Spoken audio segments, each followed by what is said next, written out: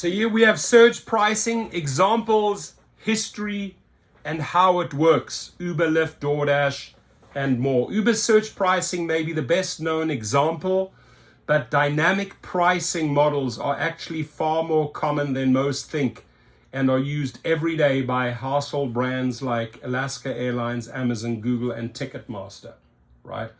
Have you ever hired a car to or from a place you frequent and been shocked by the ride's unexpectedly high price? Let's say a simple ride home from the gym at 11 p.m. after the buses have stopped running, and you're used to paying between $9 and $11, and it suddenly costs $23. What's happening?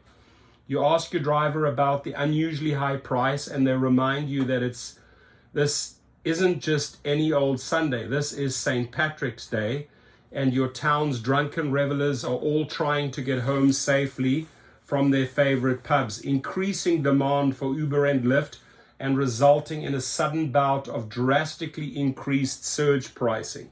What is surge pricing?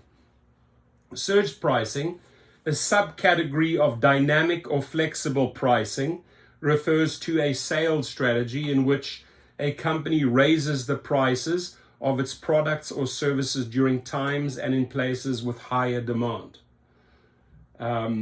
These days, surge pricing is most closely associated with rideshare services like Uber and Lyft. These rideshare apps customers often see drastically higher prices when booking rides to or from popular downtown areas during Friday and Saturday evenings, and on popular drinking holidays like New Year's Eve or 4th of July.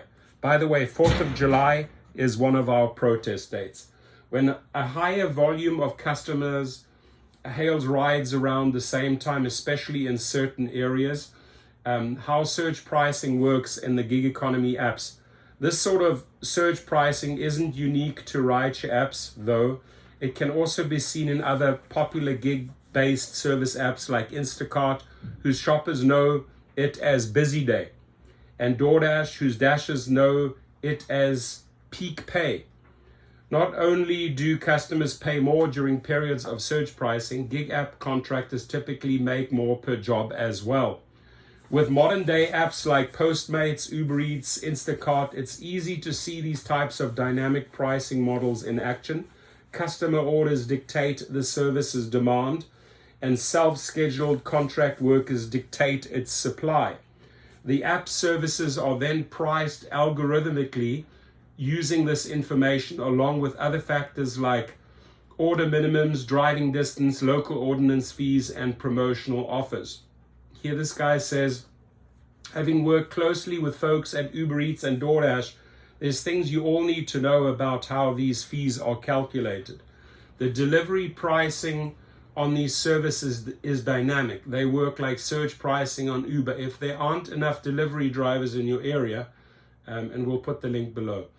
All other price factors aside, price has a positive correlation with demand, i.e. customer orders, and a negative correlation with supply, i.e. number of contractors working. In other words, at any given time, more customers and fewer contractors working means higher prices. And on the other hand, fewer customers and more contractors working means lower prices. Vacation rental apps are also common culprits of flexible pricing, although price variations here are usually instituted at the whim of individual hosts, property owners, or managers rather than by an algorithm. Beachside Airbnb and VRBO hosts often charge more for their rentals during the summer and on weekends. Real-world examples of dynamic pricing by popular brands and industries. Flexible pricing models are alive and well, and consumers encounter them on a near daily basis. Here are a few examples of well-known companies and industries in which dynamic pricing is the norm. Amazon. Amazon uses dynamic pricing to optimize the profits from its massive online retail marketplace by leveraging machine learning and massive amounts of data. Amazon can update its product prices as frequently as every 10 minutes based on competitor price changes, recent sales data, and forward-looking demand predictions. Google and other search engines. Google uses a dynamic pricing method to determine what to charge brands for advertisements and appear in the company's search results, right? Ticketing companies, Ticketmaster, Live Nation, MLB, NBA, etc. Most major sports leagues and online ticket brokers like Ticketmaster use dynamic pricing as well. Algorithms adjust ticket prices based on shifts in supply and demand. Rideshare apps, Uber, Lyft, Lime, Bolt, Grab, etc. Uber and Lyft are the two largest players in the rideshare industry in the United States. Both rely heavily on dynamic pricing model algorithms to determine their customers' fares. These customers not only use real-time supply and demand data to raise and lower prices in response to customers and driver volume.